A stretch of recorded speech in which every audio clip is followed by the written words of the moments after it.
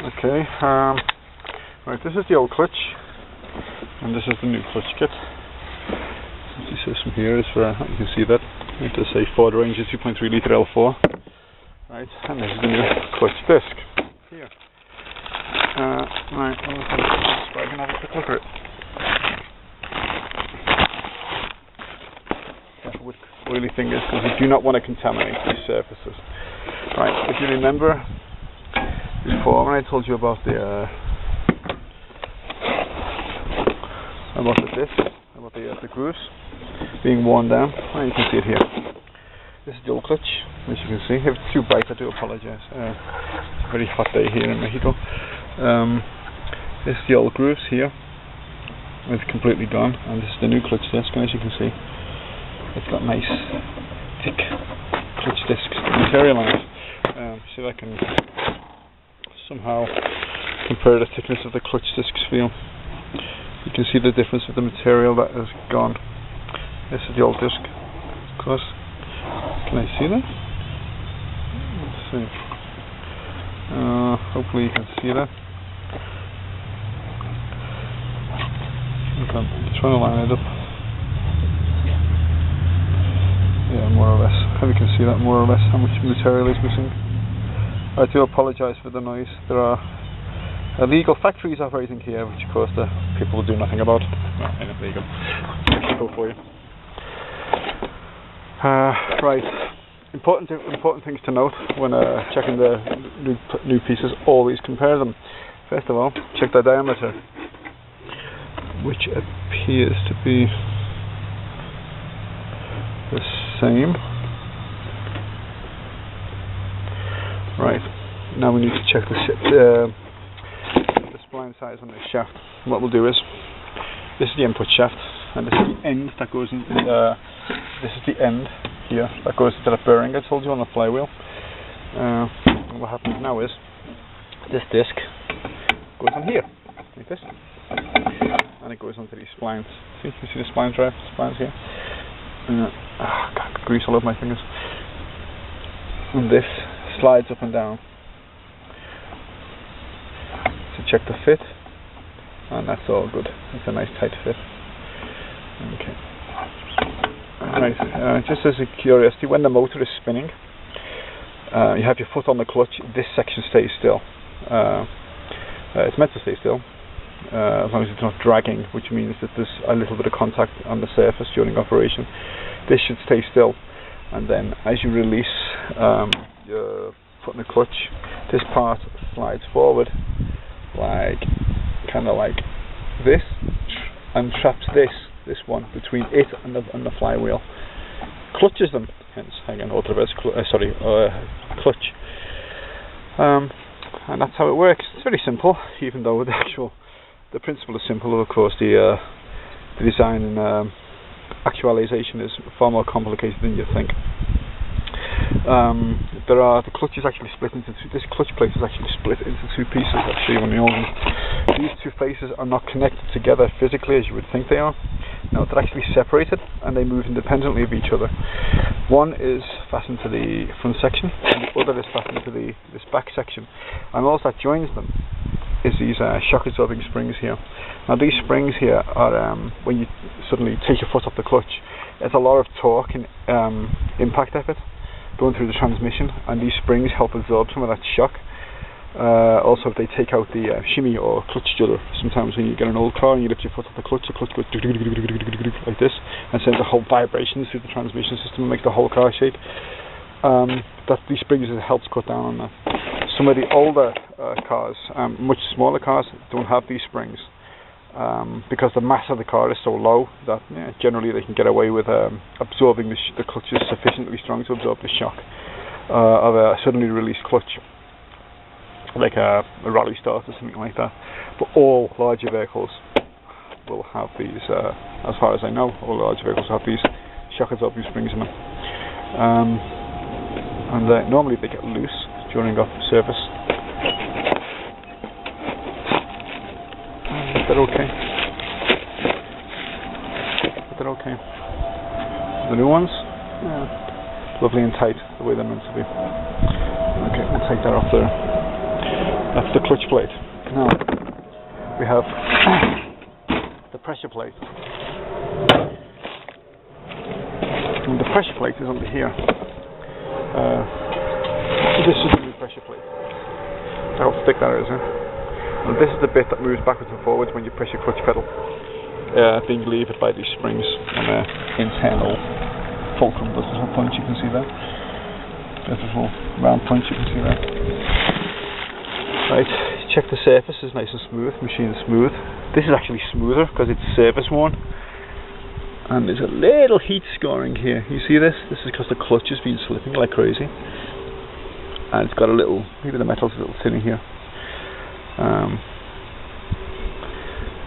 But there's no scratches, there's no rivulets, even though it might look like it, like the surface of a record. It's actually mirror smooth. That could probably actually go back into service if it was cleaned up. So I won't throw this one away. I'll keep this. Okay, there's not a lot I can check with this here actually, with this pressure plate. All I can do is line up the hole so that everything lines up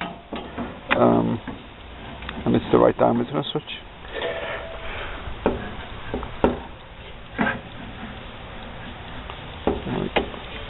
Well, actually, of course. That's better. Make sure all these little holes line up with each other. That more importantly, the dowels. These here dowels, these are like little pins that you push it onto to initially secure it.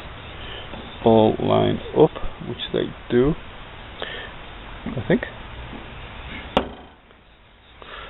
I hope. Let me see. Oh, hang on, I'm missing a hole here. Have I got that rotated too far? Yes.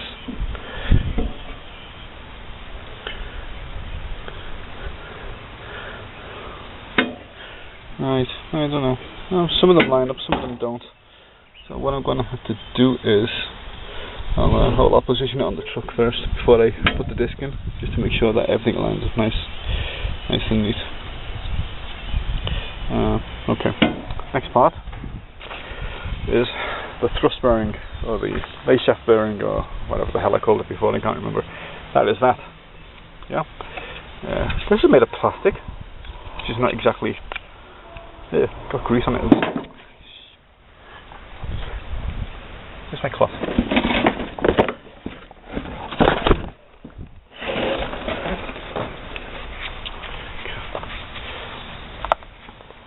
Yeah, this goes on here. So as you can see, the actual assembly on the machine is far more complicated.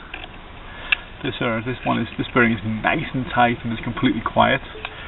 This bearing is, you can hear it. Oh, you see. But there's a little bit of play in it. Oh, as a side note, this is on the lace shaft. When you check the lace shaft, do this. You check for free plate. Now, a little tiny bit is normal because there's only a single bearing supporting it at the back. But if it flops about like this, you've got bearing trouble, and you really should take action to have it investigated or possibly repaired. Right, now, I think I need to take out this whole bearing assembly by taking these bolts out here, and then replacing this section with this section. And from what I've seen on the other YouTube videos, there's a clip or a big spring or something. Not this spring, there's another one somewhere that holds it in place. And I'll need to investigate that. But first, I'll undo these bolts and take this one off. Okay, we have something interesting here. Because I only got half of the bearing in the clutch kit, which is this plastic part here. I was expecting to get all of it. But it didn't. I was curious how to get this plastic sliding piece on and off. So I pulled and tugged and looked at the special clips and stuff like that. Got a little confused when I had a look on YouTube, sorry, on the internet. And the internet told me on the AutoZone website that there's nothing holding it on, you just pull it. As you can see, I removed the bolts for the slave cylinder, but it didn't actually come off either. So what you should learn to do is just it works. So there's the old clutch bearing, which is as you can see is nicely scored when it's been pressing against the pressure plate. Spring, there's nothing on here. The tube it rides on is still fairly smooth.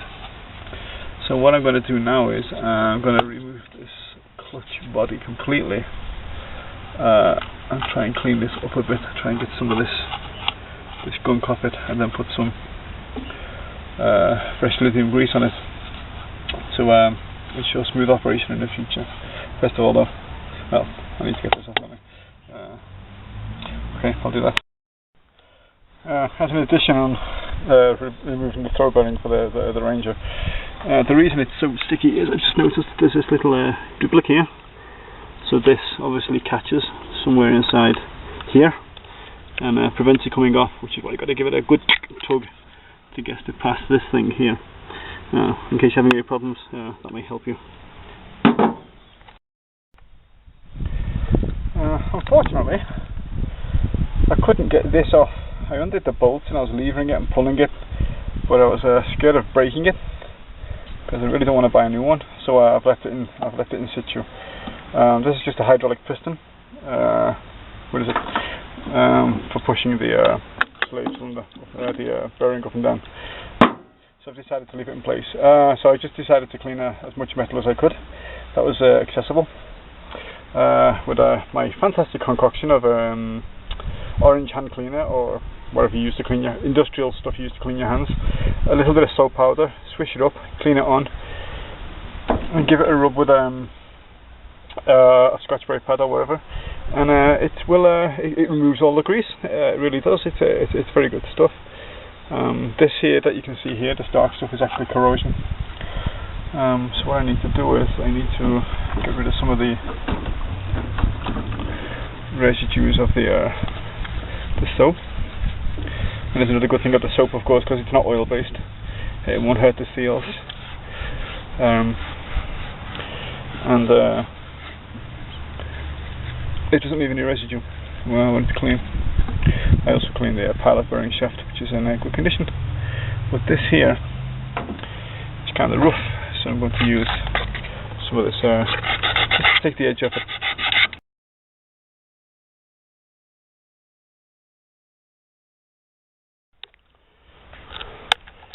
Okay, I removed the bearing, cleaned up its carrier, and gave the lower part of the case a cursory cleaning. What I need to do now is fit the new bearing, old bearing, new bearing. I've checked the sizes and the relative fittings, and it seems the same.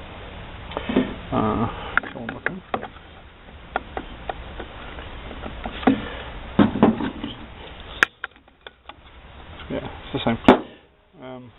So what I'm going to do now is I don't have any black lithium grease. I've only got white lithium spray grease. But this will do because it doesn't need much. This is Casa Blanca de Litio white lithium grease. I'll give that a bit of a shake. I just have a little spot on the shaft and rub it around. Get it reinstalled. Of course. I'm fixing our ever so helpful spring, which I tie wrapped together to aid in removal and refitting of the thing. Take the load off it while I was working with it. You can take it off first.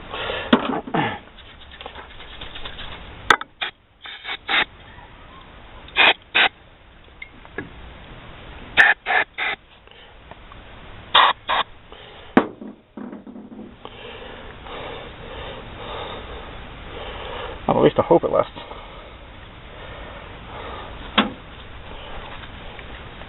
Take the excess off.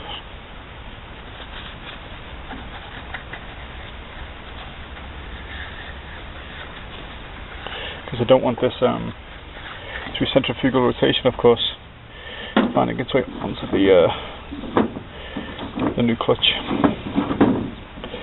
items. Spring first, of course.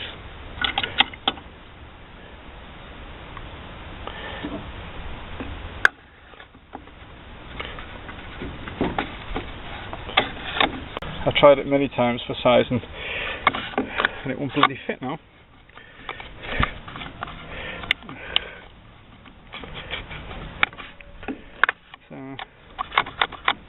I'm not sure what's going on there, so let me just fiddle out with it.